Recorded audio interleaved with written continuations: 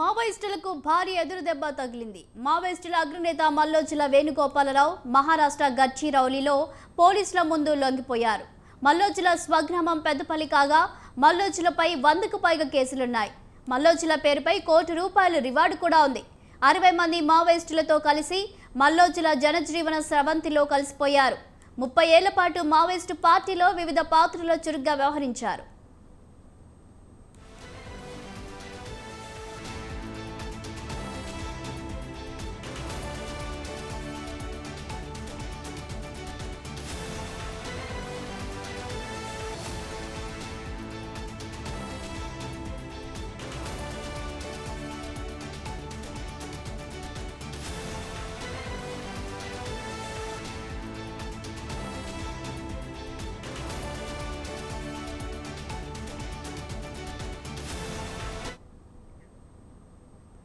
మావోయిస్టులకు భారీ ఎదురుదెబ్బ తగిలింది. మావోయిస్టుల అగ్రనేత మల్లోజుల వేణుగోపాలరావు మహారాష్ట్ర గచ్చిరౌలిలో పోలీసుల ముందు లొంగిపోయినట్లు తెలుస్తుంది.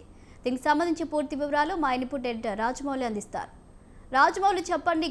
మరి కేంద్రంలో ఉన్నటువంటి హోంశాఖ మంత్రి అమిత్ షా ఏదైతే చెప్పారో 2026 మార్చి 31 వరకు భారతదేశంలో మావోయిస్టు రహిత దేశంగా మారుస్తామని చెప్పినట్టుగా ప్రస్తుతం చూస్తున్న పరిస్థితులను చూస్తుంటే అది జరగబోతుందని అనుకోవచ్చా? ఇప్పటికే మావోయిస్టుల అగ్రనేత మల్లోజుల వేణుగోపాలరావు లొంగిపోయినట్లు కూడా తెలుస్తుంది. దీనికి సంబంధించిన డీటెయిల్స్ ఏంటి? శాలిని, ఇటు తెలంగాణ అటు మధ్యప్రదేశ్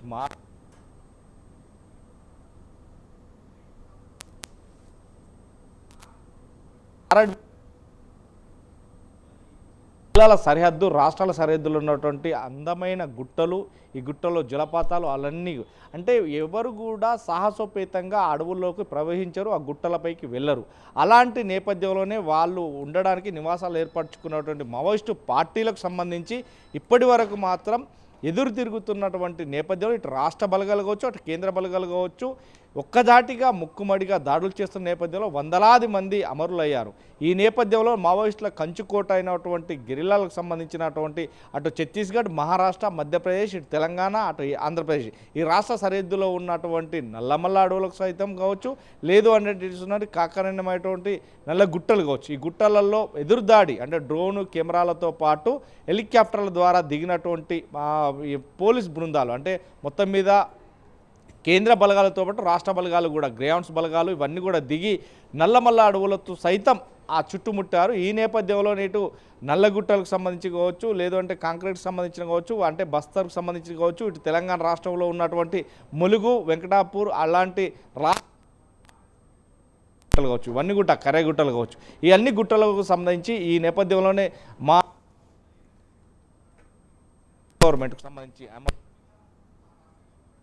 గవర్నమెంట్ కూడా ఆ ఒక నేపథ్యంలోనే మావోయిస్టు రహిత నేపథ్యంలో 2026 వరకు మాత్రం ఇక్కడ మావోయిస్టులు ఉన్నది అణువు కూడా అంటే వాళ్ళ ఆచూకీ కూడా ఉండకూడదు అనే నేపథ్యంతో మొత్తం మీద జల్లెడ పడుతున్న నేపథ్యంలో తూటాలు ఒక్కొక్క బాడీలో సుమారుగా 10 నుంచి 20 తూటాలు కూడా దింపినటువంటి నేపథ్యం ఉంది. అంటే మావోయిస్టుల ఏరువైతే లక్ష్యంగా పూనుకున్నటువంటి కేంద్ర బలగాలు ఈ నేపథ్యంలోనే మావోయిస్టులకు తీరని లోటు చూస్తే మావోయిస్టులు ఎక్కడ తలదోచుకోవాలనే పరిస్థితులు కూడా ఎన్నుకుంటాయి.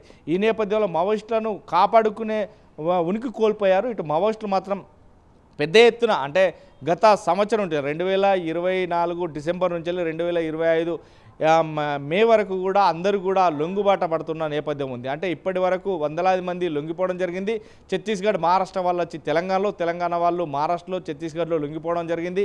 ఈ నేపథ్యంలోనే ఇప్పుడు మల్లోజుల వేణుగోపాలరావు అనే క్యాడర్ ఉన్న వ్యక్తి మొత్తం మీద తాను లేఖలు రాశాడు. ఆ లేఖలలో ఉనికి చాటుకోవడానికి తప్ప మనకు బలహీనత లేదు, మన బలమే బలహీనతగా మారుతుంది, ఎదుటివారి బలాన్ని తక్కువ అంచనా వేసుకుంటున్నాం. ఈ నేపథ్యంలోనే జనజీవన స్రవంతిలో కలిసి జనంతో పోరాడాలి, జనానికి మేలు చేయాలని తను లేఖలు రాయడం జరిగింది. మొత్తం మీద మేమంతా సరెండర్ అవుతున్నామని చెప్పకనే చెప్పాడు. ఈ నేపథ్యంలోనే ఏదైతే కేంద్ర మావోయిస్టు పార్టీకి సంబంధించినటువంటి వ్యక్తులు కూడా తనను ఈ నేపథ్యంలో తనను ఎదురు తిరగడం జరిగింది. మా ఆయుధాలు సరెండర్ చేసి మీరు వెళ్ళిపోండి అంటూ కూడా చెప్పడం జరిగింది. కానీ అతను ఏ ససే మీరు అనుకుంటా తాను అనుకున్న నేనుగానే 60 మంది బృందంతో 60 మంది మావోయిస్టులతోటి తాను మహారాష్ట్రలో ఉన్న గడ్చిరోలిలో లొంగిపోవడం జరిగింది. తన మీద ₹1,00,00,000 రివార్డు కూడా ఉంది. అంటే సుమారుగా మల్లోజుల వెంకటేశ్వరరావు అంటే వేణుగోపాలరావు స్వస్థలం వచ్చేసి పెద్దపల్లి జిల్లాలో తన స్వస్థలం ఉంది. తన మీద సుమారుగా 100కు పైగా కేసులు ఉన్నాయి. గత 30 సంవత్సరాలుగా తను అజ్ఞాతంలో ఉన్నాడు. తన మావోయిస్టు పార్టీలో ఉన్నటువంటి నేపథ్యం ఉంది. 100 బ్లాస్టింగ్లో కావచ్చు, ఎన్కౌంటర్లో కావచ్చు తను ఆరితేరిన వ్యక్తి. మల్లోజుల వేణుగోపాలరావు అలియాస్ నేపథ్యంలోనే తనకు ఒక మంచి పేరుంది. మావోయిస్టుల లోపల తను కేంద్ర కమిటీ సభ్యుడిగా, దళ సభ్యుడిగా ఉంటూ కేంద్ర కమిటీలో కార్యదర్శిగా కూడా పనిచేస్తున్న నేపథ్యం ఉంది.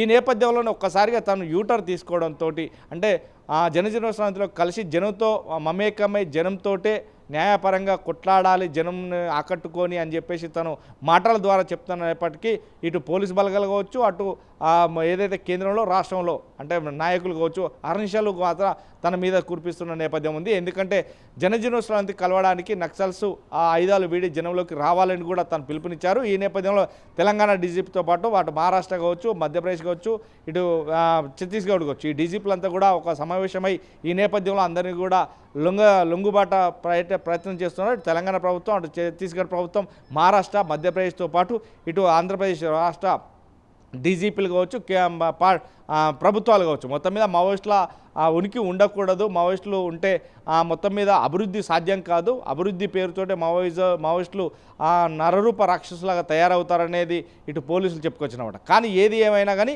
ప్రజల వద్ద ఉండి కొట్లాడాలి తప్ప ఒక్కరు ఒంటరిగా ఉండి ఏదో సాధిస్తామని చెప్పేసి ప్రజల ప్రాణాలు హరించుకుపోయే వ్యక్తులు కావద్దు అంటూ కూడా ఇటు పోలీసులు కావచ్చు, అటు గవర్నమెంట్లు కూడా కావచ్చు చెప్తున్నాయి. కానీ ఇదే నేపథ్యంలో కేంద్ర ప్రభుత్వం అనుసరించిన విధానానికి మాత్రం మావోయిస్టుల ఉనికి చాటుకోవడానికి అక్కడక్కడ ఎన్కౌంటర్లు కావచ్చు, లేకుంటే కొట్టడాలు కావచ్చు ఇవన్నీ చేసినప్పటికీ మాత్రం మావోయిస్టులు లేకుండా చేయాలనే ఉద్దేశంతో కేంద్ర ప్రభుత్వం, రాష్ట్ర ప్రభుత్వాలు అన్నీ కూడా కలిసి ఒక తాటిపైకి వచ్చాయి. ఇక్కడ మావోయిస్టుల పేరు ఉనికి కూడా వినబడేని పరిస్థితులలో ఈ రోజులు మరో రోజులు వస్తాయని మాత్రం భావిస్తున్నారు. ఏది ఏమైనప్పటికీ మాత్రం మల్లోజుల వేణుగోపాలరావు 60 మందితో లొంగిపోవడం మాత్రం ఇది సుచితంలో ఇది నాకు తెలిసి ఫస్ట్ ఘట్టం అనుకుంటా. ఎందుకంటే గతంలో ఏదైతే అప్పటికి వైఎస్ రాజశేఖర రెడ్డి ఉన్న హయాంలో బక్కన అలియాస్ బక్కారావు అనే వ్యక్తి మాత్రం 47 మందితో లొంగిపోవడం జరిగింది. ఈ నేపథ్యంలో మావోయిస్టులు మాత్రం 60 మందితో మల్లోజుల వేణుగోపాలరావు 60 మందితో లొంగిపోవడం ఇది ఫస్ట్ టైం అనేది మాత్రం చూస్తాను. ఎందుకంటే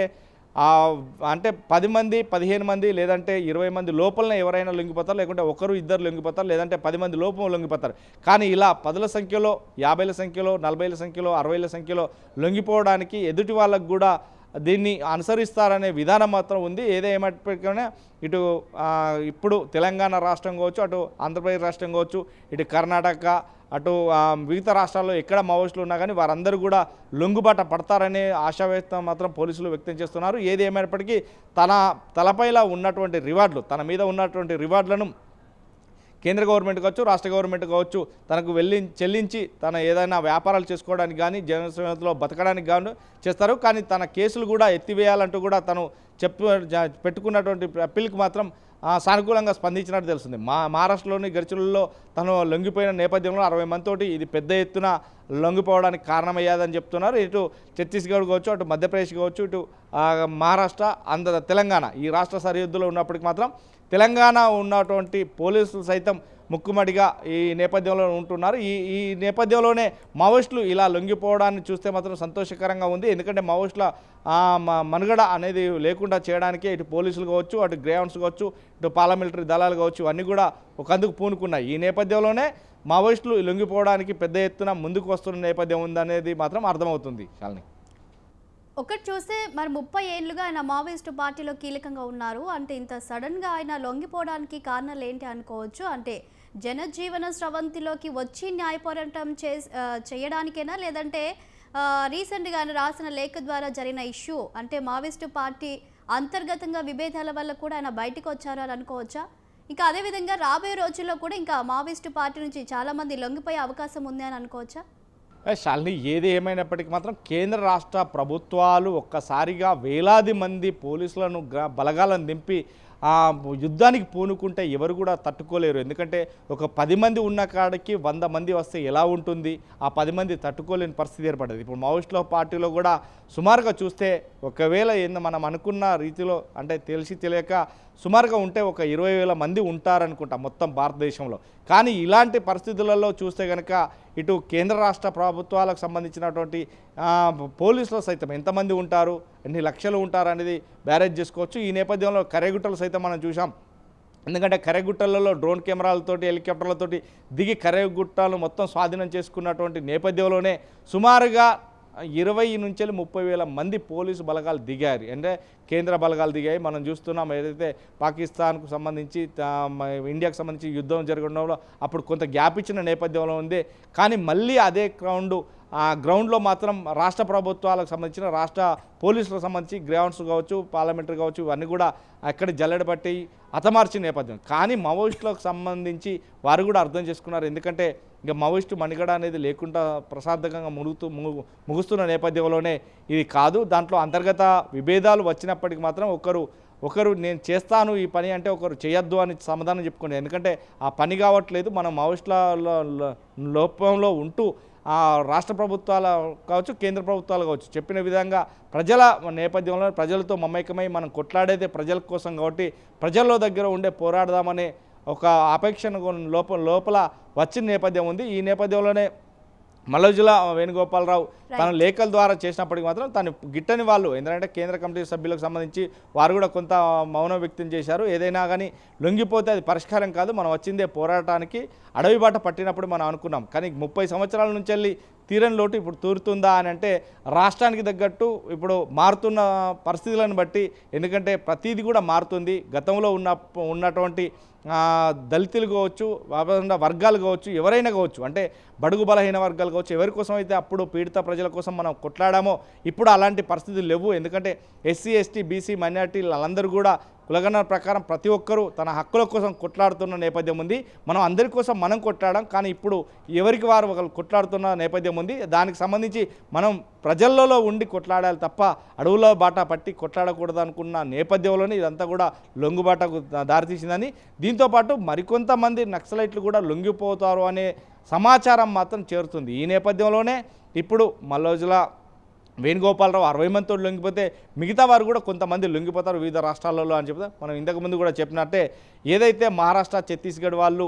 తెలంగాణకు సంబంధించిన వాళ్ళు మహారాష్ట్రలో లొంగిపోతారు. ఎందుకంటే తన మీద ఉన్నటువంటి రివార్డులు ప్రకటించిన నేపథ్యంలో తను ఏదైనా సహజీవనంలోకి వచ్చిన నేపథ్యంలోనే ప్రజలలోకి వచ్చి ప్రజల మధ్య సహజీవనం ప్రజల మధ్య బతుకుదెరువు నేపథ్యంలోనే తాను కొంత మెరుగుపరుచుకునే విధంగా తనకున్న అనుబంధాలను కావచ్చు నెమరు వేసుకొని తల్లిదండ్రులతో పాటు అక్క చెల్లెలతో అన్నదమ్ములతోటి సుభిక్షంగా బతకాలి. ఎందుకంటే ఈ 30 సంవత్సరాల నుండి కూడా అడవుల వెంట తిరిగి అందరికీ మేలు చేశాం. కానీ ఇప్పుడు కూడా ప్రజలు చైతన్యవంతులయ్యారు. ప్రజలు వారికి వారు జీవనోపాధిగా సంపాదించుకుంటున్నారు. ఈ నేపథ్యంలోనే అడవి బాట పట్టిన ప్రతి ఒక్కరు కూడా జనసంతో కలవాలి, జనంలోనే బతకాలి అనే నినాదంతో ముందుకు వచ్చినట్టుగా మనకు తెలుస్తుంది. Shalini, thank you Rajamouli.